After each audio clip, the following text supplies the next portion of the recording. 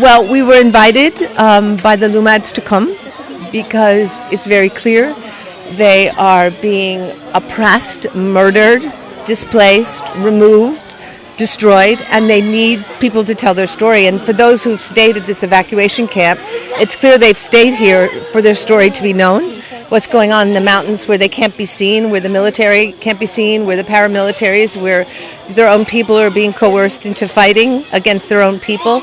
And I came here to see if there was any way we could serve in solidarity. Okay, ma'am. Ma'am, we saw you a while ago that I think you were moved to tears. So what moved you to tears from the sharing of the IPs? They've been here forever. They hold the key to the future of the earth. They know how the earth operates. They love the earth. They are the earth. They are one with the earth. And we're destroying them for mining companies and for greed and for capitalism and for exploitation. And when you see how beautiful they are, and when you see how generous they are, when you see how all they want is to be at one with their beautiful trees and their sky and their earth and their rivers, how can any human being be doing this to people? This is our future. They are with the mother. They are in the mother. They are of the mother. We all are. But they know, they have the wisdom to know how to carry on a future. And if they're destroyed, we won't have a future on this planet. Yes. What's the greatest lesson that you got from them? You know, I think there was something really beautiful today when they talked about A is not for apple, A is for corn.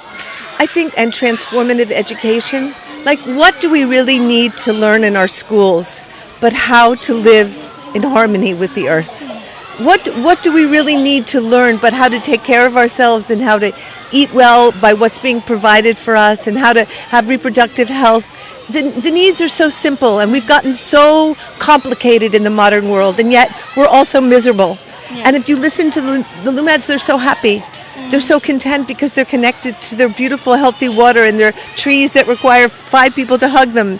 And I think what I constantly learn from Indigenous people is we all have to simplify everything, and we all have to strip away all this veneer and all this capitalist, consumptive destruction of the earth and coal and oil and logging, and live simple lives connected to our mother. How will the global campaign of 1 billion rising be of help to these IPs in Mindanao?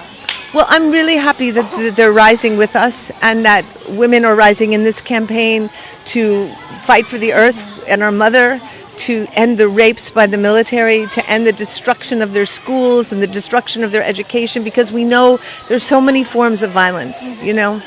And violence against land, removing people from their lands, violence against women's bodies, violence against people's schools. This is all part of 1 Billion Rising and what we're struggling with. And I'm so happy we're in solidarity and struggle with the people here. Okay, for the last question, ma'am, what do you think should be immediately done by the Philippine government, or when you get the chance to talk to President Aquino, what will you tell him? Well, the military has to be removed from the range, from their land.